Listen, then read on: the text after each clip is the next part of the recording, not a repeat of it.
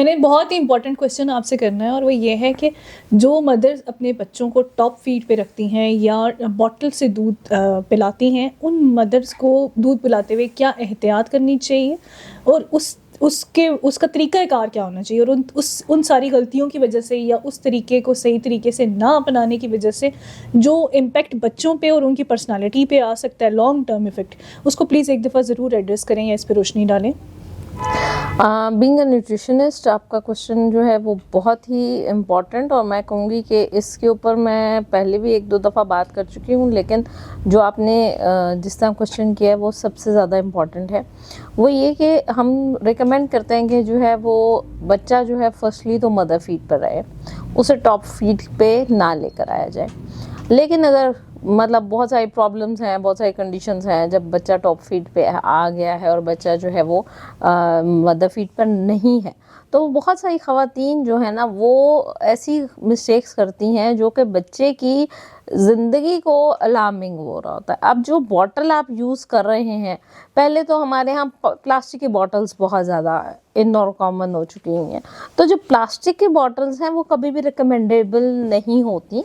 हमेशा go for glass bottle, जो शीशे की बॉटल है, ताकि उसकी स्टेरिलाइजेशन जो है वो प्रॉपर हो सके। अगर आप प्लास्टिक की बॉटल भी ले रहे हैं तो इसके अंदर जो बैक्टीरिया है वो बड़ा हार्मफुल बैक्टीरिया है, और ये बैक्टीरिया ना सिर्फ ये कि बच्चे के निज़ाम को, बल्कि इसके साथ साथ बच्चे के ब्रेन के ऊपर भी बहुत इफ़ेक्ट्स जो है वो दे रहा होता है। फिर इसकी स्टेरिलाइजेशन बहुत ज़रूरी है कि आपने बॉटल को प्रॉपर स्टेरिलाइज करना। मैं ये नहीं कह रही आप स्टेरिलाइजर्स लेके रखें, और मतलब इतना बहुत सारी अवाम ऐसी है जो कि स्टेरिलाइजर्स या इस तरह के चीज़ें अफोर्ड कर ही नहीं सकते। बिल्कुल, तो उसके लिए ये होता है कि आपको फीडर को बॉईल करना है। फिर तीसरी चीज़ ये है कि आप फीडर एक दफ़ा जब आपने बना लिया, आपको पता है कि आपका बच्चा कितने आउंस जो है वो मिल्क ले रहा है एक टाइम पे, तो आपने बस उतना ही मिल्क बनाना है। आपने ये नहीं करना कि आपने जो दूध बनाया है उसको आप लोगों ने जो है वो रीहीट करके और आप दोबारा से, बहुत सारी फीमेल्स को मैंने देखा वो माइक्रोवेव यूज़ कर रही होती हैं। ठीक है, तो माइक्रोवेव नहीं यूज़ करना। मैं आपको सजेस्ट करूंगी कि गर्म पानी अपने पास रखें, और गर्म पानी के किसी कप या किसी टब के अंदर या किसी फ्लास्क के अंदर आपने गर्म करना है उसी मतलब दूध को, तो आप उस टब या उस फ्लास्क के अंदर बंद बॉटल को है आप रख लो। वो तरीका गर्म करने का बेहतर है बनिस्बत इसके कि आप माइक्रोवेव यूज़ कर रहे हैं उसको गर्म करने के लिए, और उतनी क्वांटिटी जितना आपका बच्चा ले रहा है उतनी ही क्वांटिटी आप रहे। फिर हमारे फीडिंग का जो एंगल है वो बहुत ख़राब है। मतलब बच्चा जो है वो बेड पे लेटा है तो आप उसको ऊपर से जो है वो बॉटल दे रहे हैं, ठीक है। फिर निपल्स जो हैं, कुछ बच्चों को जब नई टीजिंग हो रही होती है तो क्या हो रहा होता है कि बच्चे जो हैं वो निप्पल को बाइट कर रहे होते हैं, क्योंकि वो इचिंग हो रही है या इरिटेशन है, वो उसको उस निप्पल से वो कर रहे होते हैं ना। तो आपने उस दौरान इस चीज़ का ध्यान रखना है कि आपका निप्पल जो है वो प्रॉपर साफ़ है। अब फिर इसको साफ़ करने के लिए ब्रशेज़ आते हैं, ठीक है, तो आपने प्रॉपर उनके ब्रशेज़ से ही साफ़ करें। और बच्चों के फीडर्स को वॉश करने के लिए अलहदा से माइल्ड डिटर्जेंट्स या जो वॉश करने वाले जो लिक्विड वॉशेस होते हैं वो इस्तेमाल करें। जब आप ये नॉर्मल जो हम बर्तन धोने वाले साबुनों से या इन चीज़ों से उन्हें करेंगे तो वो उनकी कहीं ना कहीं लेयर जो है वो फीडर्स के साइड्स पे रह जाती है, ठीक है। फिर आप हमेशा पानी की बॉटल जो है वो मतलब फीडर की जो बॉटल है उसको आपने गर्म पानी से वॉश करना है, आपने ठंडे पानी से वॉश नहीं करना। बॉइलिंग का अगर मैं कहूँ तो जितनी दफ़ा बच्चा फीड कर रहा है तो उसके बाद दोबारा आपने उसको बॉईल करके ही दोबारा देना। कुछ ख़वातीन क्या करती हैं कि फीडर को बॉईल करती हैं और बॉईल करने के बाद वो क्या करती हैं कि वो उसी एक फीडर को सारा दिन चलाती हैं। तो ये एक बड़ी रॉन्ग प्रैक्टिस है। जब एक बच्चे ने एक दफ़ा फीडर पी लिया है तो उसको बॉईल करना लाजमी है।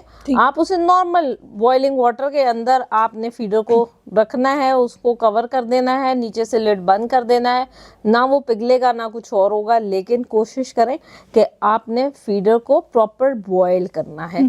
फिर उसके जो डिटर्जेंट है उसी डिटर्जेंट से धोना है। फीडर या आपकी टॉप फीड या आपका फॉर्मूला उतना ही बनाना है जितना आपका बच्चा पी रहा है। उसको फ्रिज में रख के या थोड़ी देर ऐसे ही रख के आपने उसे यूज़ नहीं करना। समटाइम्स जो होता है कि मदर्स को मैंने देखा है कि ये प्रैक्टिस करती हैं कि फीडर बॉईल करके तो फ्रिज में रख देती हैं। ये भी एक रॉन्ग प्रैक्टिस है, क्योंकि फ्रिज में नहीं रखना, आप उसे ड्राई करके किसी साफ बर्तन में रख लें, क्योंकि बैक्टीरिया है वो फ्रिज के अंदर भी बैक्टीरियाज मौजूद हैं। तो वो आपकी बैक्टीरिया है या वायरसेस हैं वो आपके फ्रिज के अंदर भी हैं, आपके इन्वायरमेंट में हर जगह पे मौजूद है।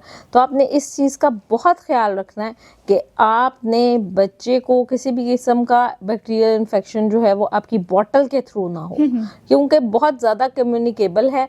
इससे बहुत ज़्यादा डिजीज़, बच्चों को डायरिया, बहुत सारी मदर्स कंप्लेन करती हैं कि मैं तो फीडर बॉयल भी करती हूँ फिर भी इसको बार बार लूज मोशन लग जाते हैं। एक तो बच्चा छोटा है, उसकी इम्यूनिटी नहीं है, आप उसे मदर फीड पे नहीं रखा हुआ है, फिर आप उसको जो बॉईल करेंगे हैं वो आप एक ही दिन पूरा फीडर करवाने के बाद नेक्स्ट डे आप उसको बॉईल करेंगे।